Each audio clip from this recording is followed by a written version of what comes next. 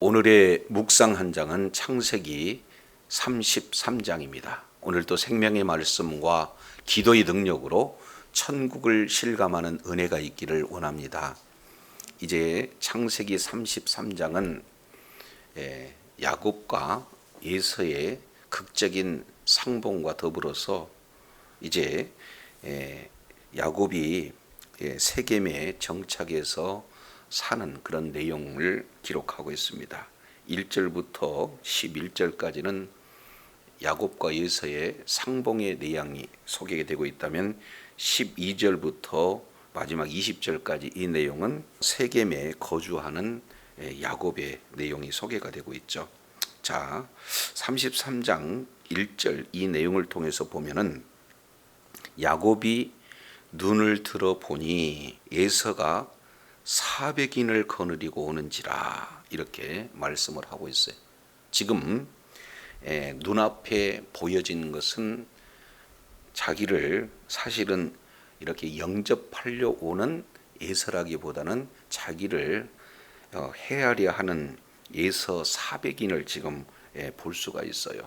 굉장히 지금 위기의 그런 어떤 상황인데도 불구하고 야곱은 눈을 들어 보니 했을 때 여기서 눈을 들어본다 하는 이 내용은 그저 현상만 보는 것이 아니라 바로 믿음의 눈으로 담대하게 봤다라는 그런 내용이 지금 이렇게 담겨져 있습니다. 왜냐하면 자 2절 보세요. 레아와 라헬 두 여종을 맡기고 여종과 그의 자식들을 앞에 두고 레아와 그 자식들은 그 다음에 두고 라헬과 요셉은 뒤에 들고 자기는 그들 어디로 나갔어요? 앞으로 나갔습니다. 여기서 이제 그 이전까지 지금 야곱의 모습과 확연하게 다른 한 단어가 뭐냐면 자기는 그들 앞에 나갔다라는 이 내용에서 이제 살펴볼 수가 있습니다. 왜냐하면 자 우리가 32장 24절 보세요. 32장 24절 야곱은 홀로 남았더니 이렇게 시작하고 있습니다. 자, 그 이전에 21절에 그 예물은 그의 앞서 행하고 그리고 22절 이제는 두 아내와 두 여종과 11 아들을 인도하여 야복 나루를 건너게 할새 그들을 인도하여 시내를 건너며 그 소유도 건너하게 하고 홀로 남아있는 그런 모습이에요. 그러니까 모든 그런 인간적인 방법을 동원해 가지고 이 에서의 마음을 이제 뭔가 누그러뜨리려는 그런 계획들을 세우고 그리고 실행함에 있어서 자기 자신은 언제든지 피할 길을 지금 만들어 놓은 그런 장면을 홀로 남았다 이렇게 표현하고 있습니다. 그러니까 모든 후미에 자기 자신이 있는데 이제 맨 후미에 있던 야곱이 어떻게 돼요? 맨 앞으로 나오는 그런 변화된 야곱의 모습을 볼 수가 있죠. 이것은 바로 하나님을 이렇게 만났다. 그래서 그곳 이름을 32장 30절에 뭘로 불렀습니까? 분이엘로 불렀어요. 내가 하나님과 대면하여 보셨으나 내 생명이 보존됐다. 지금 이렇게 표현을 하고 있습니다. 결국 하나님을 이제 만나기 이전에 그저 지식으로만 알고 있었던 야곱의 신앙에서 하나님을 직접 경험한 그런 야곱의 그런 어떤 신앙으로 바뀌어진 거죠. 그래서 400인이 거느려 오고 있는 그 광경을 이렇게 바라보는 그 눈이 믿음의 눈으로 바라본다. 그러나 여전히 야곱은 셋대로 지금 이렇게 정렬시켜서 순서를 이렇게 정하는 것을 볼 수 있어요. 그래서 여종과 그의 자식들, 그 다음에 레아와 그 자식들, 그 다음에 라헬과 그 자식 요셉을. 그러니까 이제 가장 이제 안전한 그런 장소에 배치하는 것은 자기가 아끼는 순서대로 사랑하는 순서대로 지금 배치하고 있는 야곱의 그 본질적인 모습은 여전히 남아있어요. 그럼에도 불구하고 야곱은 가장 선두에 서서 지금 나갑니다. 그러면서 이렇게 표현을 해요. 7번 땅에 굽히면서 그 형에게 나갔다. 지금 이렇게 지금 표현하고 있는 이 내용은 사실은 진심으로 회개하는 그런 어떤 모습이기도 합니다. 완전히 자기 자신을 지금 형 예서에게 낮추어서 겸손한 모습으로 나가는데 여기에 놀라운 역사가 일어나요. 자, 4절 보시겠습니다.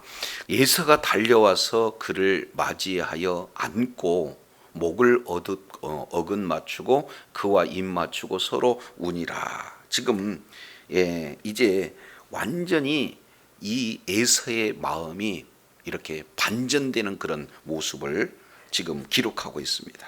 자, 야곱도 완전 반전이죠. 근데 그 야곱을 맞이한 에서 역시 반전이에요. 자, 4절 내용을 보면은 자, 여기에 히브리어 내용으로 보면은 와우 바부라고도 하죠. 에서가 그리고 달려와서 그를 그리고 맞아서 안고 목을 그리고 어긋 맞고 그리고 그와 입 맞추고 그리고 피차 우니라.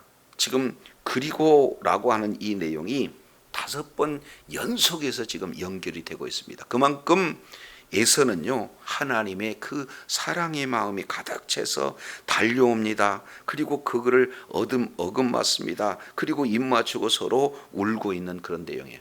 그 사이에 야곱이 뭐 직접적으로 용서를 구하는 그런 어떤 내용이 아니에요. 그저 멀리 서 있는데 걸어온 모습을 보자마자 완전히 심정이 바뀌는 그런 모습을 이렇게 살펴볼 수가 있습니다. 이제 이런 어떤 내용으로 극적인 에서의 마음이 변화되는 것은 사람의 노력이라기보다는 여기 속에 누가 지금 주장하고 있다고 볼 수가 있어요? 하나님께서 그 마음을 주장했다라고 이렇게 볼 수 있게 되어집니다. 자, 솔로몬은 잠언 16장 7절에 이렇게 표현해요. 사람의 행위가 여호와를 기쁘시게 하면 그 사람의 원수라도 더불어 화목하게 하시느니라. 그러니까 이제 지금까지 야곱의 마음 가운데는 환경이 더 커 보였어요. 그러나 야복강에서 하나님을 만나고 난 이후에는 환경은 여전하지만 하나님께서 함께 해주신다는 그런 언약이 바로 확인되어졌고 약속의 말씀을 믿는 야곱에게는 더욱더 하나님의 말씀에 순종하는 그 자체가 하나님의 기쁨이 되어지죠. 그랬을 때 원수의 마음을 바꾸시는 분이 바로 하나님이시다. 그러면서 5절에 이어서 이렇게 표현을 하고 있어요. 에서가 눈을 들어 여인들과 자식들을 보고 묻되 너와 함께한 이들은 누구냐? 그랬을 때 야곱이 이렇게 얘기해요. 하나님이 주의 종에게 은혜로 주신 자식들입니다. 지금 이렇게 말씀을 하고 있어요. 여기서 주의 주는 누가 되는 겁니까?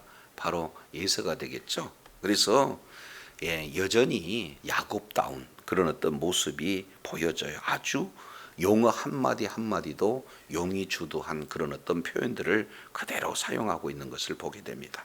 자, 그러면서 여기에 셋대로 나눴는데 여종들도 절하고 레아도 절하고 그리고 요셉과 라헬로 나와서 지금 절하고 있는 그런 장면이죠. 그러면서 다시 한번 이제 함께한 이들은 누구냐 질문하고 두 번째 이어서 질문하는 내용이 8절에 에서가 또 이렇게 얘기해요. 이 모든 때가 어떤 내용이냐 지금 이렇게 표현을 하고 있죠. 그랬을 때 이제 야곱이 내 주께 은혜를 입으려 함이라 이렇게 말씀을 하고 있습니다. 결국 말로는 은혜를 입으려 함이라 하지만 결국에는 형에게 그런 어떤 보복을 당할까 하는 그런 마음이 여전히 지금 남고 있는 그런 모습을 봅니다. 자, 그랬을 때 이렇게 표현을 해요. 9절 에서가 이르되 누구라고 불러요? 내 동생아. 여기는 이미 내 동생아 이렇게 불렀을 때는 이제는 아우를 원수로나 아니면 보복의 대상으로라 보지 않고 어떻게 돼요? 진짜 동생으로 보고 있는 거예요. 지금 동생도 보통 동생입니까? 쌍둥이 동생이잖아요. 그래서 한날 한시에 낳던 그런 어떤 동생인데 지금 모습이 너무 치근해 보이는 거예요. 하나님이 그런 마음을 준 거죠. 20년 만에 이제 마음 가운데 쌓았던 거 있잖아요. 예, 이제 반드시 죽이리라 하는 그런 어떤 내용을 가지고 40명이 지금 왔다는 것은요, 이게 화해의 제스처가 아니거든요. 이건 완전히 죽이겠다 그런 의도가 다분히 담겨져 있는 그런 내용이거든요. 근데 하나님의 마음을 일순간 바꿔놓으니까 용어 자체가 부드러워요. 내 아우야, 지금 이렇게 내 동생아 이렇게 표현하고 있는 그런 내용은 하나님께서 그저 부여주어 있는 그런 마음이다라고 볼 수밖에 없습니다. 자, 그러면서 내게 있는 것이 족하다. 나도 너만큼 풍부하다. 그러니 내 소유는 내게 두어라. 그러면 한번 이것을 생각해 보세요. 지금까지 야곱은 형 에서를 만나서 그 마음을 누그러뜨리기 위해서 얼마나 많은 가진 인간적인 방법과 여러 가지 인간적인 계획을 동원해 가지고 애를 썼습니까? 그러니까 전적으로 하나님을 의지하기보다는 사람의 노력, 지금까지 여러 가지 계획했던 내용을 실행하는 이 내용이 수포로 허사로 돌아가는 그런 어떤 내용의 한마디가 내게 있는 것이 족하다. 지금 이렇게 표현을 해요. 그러나 야곱은 결코 물러서지 않습니다. 10절 내용을 보니까 그렇지 아니하입니다. 내가 형님께 은혜를 얻었으면 청하건대 내 손에서 이 예물을 받아주세요. 사실은요, 그 마음 가운데 두려움도 있지만 이 마음은 진실되다고 봐요. 간곡하게 진정한 그런 어떤 사랑을 소유까지도 나눔으로써 지금 표현하고 있는 그런 어떤 모습을 볼 수가 있죠. 그러면서 이 고백 중에 하나가 참 그 야곱다운 고백이 지금 소개가 되고 있어요. 내가 형님의 얼굴을 본즉 누구를 봤다는 거예요? 하나님의 얼굴을 봤다. 여기서 하나님의 얼굴이라고 하는 이 내용이 외적으로는 참 이렇게 형에게 마음을 사고자 하는 인간적인 모습이 다분하지만 결국에요, 하나님을 만나니까 이제 그 무서웠던 두려웠던 형의 얼굴도 하나님의 얼굴로 보는 그런 긍정적인 면으로도 볼 수가 있어요. 자, 그러면서 이렇게 얘기를 해요. 자, 왜 하나님의 얼굴을 본 것 같냐면 11절 여기에 왜냐하면 키 이렇게 말씀을 하고 있어요. 하나님이 내게 은혜를 베풀으셨고 내 소유도 족하다. 그러니까 하나님께서 이제 얼마나 물질을 많이 주셨는지, 그러다가 지금 하나님께서 베푸신 은혜는 그런 외적인 환경, 물질적으로만 나타난 것이 아니라 영적인 은혜가 얼마나 큽니까? 지금까지 이제 사실은 추적했던 그런 라반을 통해서도 하나님께서 지키시고 보여주셨던 그런 내용, 그리고 다 뺏길 수 있는 그런 상황에서 하나님께서 얼마나 보호해 주셨는가. 그러니까 물질적인 뿐만 아니라 영적인 그 은혜가 충만하다는 그런 어떤 사실은 이게 본심입니다. 그렇기 때문에 물질에 연연하지 않죠. 그래서 하나님의 얼굴을 본 것 같습니다. 지금 이렇게 표현하면서 청하건대 내가 형님께 드리는 예물을 받으세요 하고 강권에 지금 받는 내용을 봅니다. 그러면은 자, 예물을 받았다는 것은 어떤 겁니까? 사실은 진정한 화해의 하나의 표시가 되는 거죠. 그러니까 결국 받으니라 하는 이 내용을 통해서 이제는 1차적으로는 서로 상봉해서 우는 걸로 화해가 이루어졌지만 이렇게 예물을 받으면서 공식적인 그런 어떤 화해가 이루어졌다. 지금 이렇게 보게 됩니다. 자, 그랬을 때 에서의 반응이 12절 이렇게 표현을 해요. 12절 에서가 이르되 우리가 떠나자 내가 너와 뭐하리라? 동행하리라. 이전 개역성경에서는 동행하리라 이 표현보다 내가 너의 앞차비가 되리라 이렇게 표현을 했죠. 결국에요, 원수가 변해서 동행하는, 조금 더 예전 성경의 표현을 본다면 앞잡이가 되어지는, 오히려 길잡이가 되어지는 이런 내용으로 하나님께서 완전히 그 마음을 바꿔주시는 그런 하나님의 놀라운 은혜를 지금 이렇게 살펴볼 수가 있게 되는 거죠. 자, 13절 보시겠습니다. 그랬을 때 야곱은 여전히 마음 가운데 두려움이 있어요. 그래서 13절 내용을 보니까 야곱이 그에게 이르되 내 주도 아시거니와 자식들은 연약합니다. 내게 있는 양떼 소떼 새끼를 데리고 있은즉 하루만 지나치게 몰면 그때가 죽습니다. 그러니 청하건대 내 주는 종보다 앞서가소서. 나는 내 앞에 가는 가축과 자식들의 걸음대로 천천히 인도하여 어디로 가겠다? 세일로 가겠다. 그래서 내가 죽게 가겠습니다. 그러니까 결국에는요, 창세기 35장 27절 보면은 그 장소 최종 목적이 헤브론이에요. 그러니까 출발할 때는 최종 목적지가 헤브론으로 지금 출발하고 있으면서 그 도중에 돌출 변수가 나타났죠. 에서가 나타났을 때 에서에게는 내가 세일로 가겠습니다. 그러면은 이게 사실은 거짓말이죠. 그러니까 야곱은요, 하나님을 만났지만 계속해서 이제 행동과 언어에 있어서 그리고 모든 삶의 그런 영역에 있어서 지금 야곱다움의 그런 어떤 내용이 변하지 않는 모습은 여전히 이렇게 지금 나타나고 있는 것을 보게 됩니다. 자, 그래서 15절에 이렇게 표현을 에서가 이르되 내가 내 종 몇 사람을 내게 머물게 하리라. 야곱이 이르되 어찌하여 그러시나이까 나로 내 주께 은혜를 얻게 하소서 하며 이날에 에서는 세일로 돌아가고 그리고 17절 자 야곱은 어디에 이르렀어요? 숫곳에 이르렀다. 이 숫곳은 베델 그리고 헤브론 그 중간 사이에 그러니까 지금 우리 주님과 약속한 땅은 어디입니까?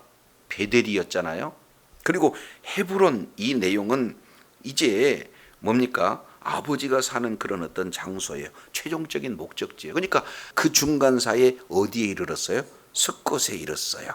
자, 그러면서 자기를 위하여 집을 짓다. 야, 집을 짓는다는 것은 그냥 스쳐가겠다는 거예요? 정착하겠다는 거예요? 자기 짐승을 위해서 또 우리간을 지어서 그 땅을 숫곳이다 이렇게 표현하고 있습니다. 그러니까 큰 문제가 나타나면은 전적으로 하나님께 의지하지만 그 문제를 이제 해결받고 난 상태에는 여전히 자기 그런 어떤 영적으로 나태한 상태로 바로 돌아가는 것을 볼 수가 있어요. 여기는 신앙적인 그런 모습이라기보다는 전적으로 인간적인 모습이 그대로 드러나게 되어집니다. 자, 그런데 지금까지 20년 이제 고향을 떠나서 삼촌 라반에게 함께 있었던 20년 그리고 다시 돌아오는 그런 내용을 한마디로 18절에 이렇게 정리를 할 수 있습니다. 야곱이 밧단 아람에서부터 어떻게 해요? 가나안 땅까지 어떻게 돌아왔습니까? 평안히 돌아왔다. 그리고 그 성 앞에 장막을 쳤다. 지금 이렇게 표현을 하고 있습니다. 여기서 한 단어 주목해 볼 필요가 있어요. 야곱이 밧단 아람에서부터 가나안 땅 어디 세겜성에 이를 때 어떻게 했다? 평안히 이르게 했다. 이 내용은 이제 베델에서 하나님을 만나잖아요. 그때 하나님을 만나면서 서원하게 되는 거죠. 하나님, 이제 나를 평안히 돌아가게 하시면 제가 11조 드리겠습니다. 이렇게 지금 이렇게 서원했던 그런 내용이지 않습니까? 그 기도를 하나님께서 그렇게 들어주셨어요. 그게 바로 평안히라는 이런 내용들을 보게 됩니다.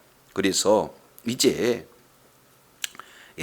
세겜에 정착해서 이렇게 사는데 거기에서 밭을 삽니다.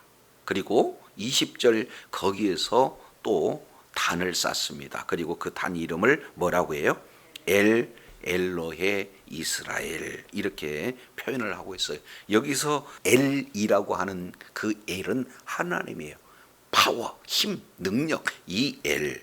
그리고 엘로헤 이 내용은 자 여기 역시 마찬가지로 하나님의 뜻이 되어지죠. 복수.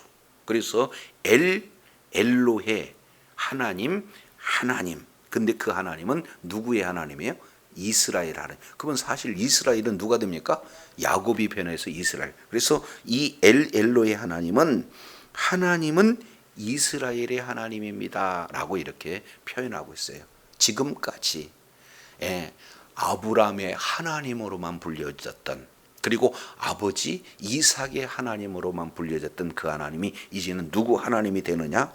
나의 하나님, 야곱의 하나님, 이스라엘의 하나님이 되어진다. 그래서 하나님의 이름을 3번 반복하면서 신앙의 이름을 이렇게 기록하고 있는 장소가 엘로의 이스라엘, 이렇게 표현을 하고 있어요. 이제 베델로 들어가지 않는 연약함 때문에 이제 34장 이하에서 큰 문제가 발생이 되어지죠. 그러나 그 중심 가운데 엘로의 이스라엘이라고 하는 이 내용은 우리가 좀 더 긍정적으로 받아들여서 정말로 누구의 하나님이 아니라 내가 경험한, 내가 만난, 내가 의지하는 나의 하나님, 이 표현이 바로 이 야곱 마음 가운데 이렇게 자리 잡게 되는 것을 보게 됩니다. 그래서 주님 오시는 그런 어떤 모든 신앙의 여정 속에서 정말로 주님 앞에 끝까지 존귀하게 쓰임받되 날마다 나의 하나님께서 도와주시고 나의 하나님께서 약속하신 그 언약을 반드시 이루신다는 그런 언약에 기초한 신실한 그런 신앙인으로서 있는 그곳에 날마다 예배 중심의 삶이 되어지고 하나님 앞에 참으로 존귀하게 쓰임받는 복된 은혜가 있기를 간절히 원합니다. 기도하겠습니다. 하나님 아버지, 33장 에서와 야곱의 화해를 살펴보면서 이제 인간적인 여러 가지 수단과 방법과 계획들을 아주 철저하게 진행했지만 그 모든 내용들은 하나님께서 에서의 마음을 완전히 바꿔주심으로 수포로 돌아가는 그런 어떤 모습들을 보게 됩니다.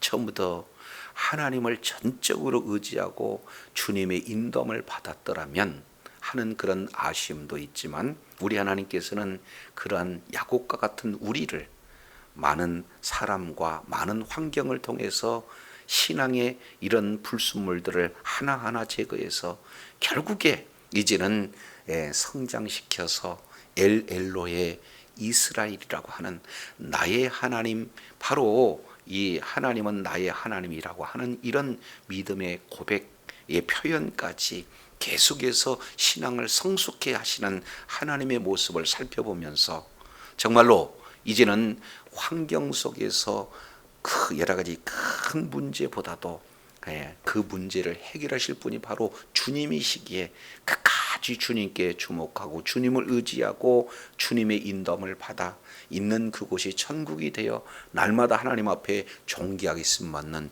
주의 사랑하는 자녀들 다 되게 하여 주옵소서. 감사드리며 예수님 이름으로 기도드립니다. 아멘.